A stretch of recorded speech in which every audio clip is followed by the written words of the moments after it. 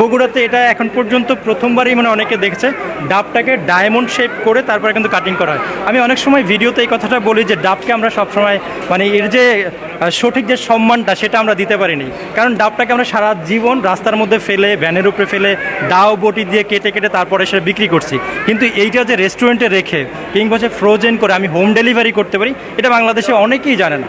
So এই কাজটা কিন্তু আমরা এই মেশিনটার মাধ্যমে করতে পারতেছি। খুবই ছোটো মেশিন, দেখেন একটা ডাব প্রসেস করতে সর্বোচ্চ 1 মিনিট সময় লাগে এবং ডাবটা আমরা সঠিকভাবে র্যাপিং করতে পারি না। আমরা একটু দেখে এইটা যদি এইভাবে র্যাপিং করে আপনি এখানে একটা স্টিকার করেন, নিজের একটা ব্র্যান্ড করেন, ব্র্যান্ডের নাম দিয়ে সেটা কিন্তু আপনি বক্স করে কার্টন করে আমরা দেখেছি যে বাইরের দেশে এরকম হয় কিন্তু। জি জি, বাইরের দেশে হয় এবং বাংলাদেশের বিভিন্ন জায়গায় যদি আপনি বিশেষ করে সি বিচগুলো দেখেন, আপনি যদি নেপালে যান, ভুটানে যান বা সি বিচ যেখানে যেখানে আছে সেখানে দেখবেন যে এরকম প্রসেস করা ডাবগুলো বিক্রি করে। যারা উদ্যোক্তারা এগুলো ক্রয় করতে চায় তাদেরকে কি কোনো পরামর্শ?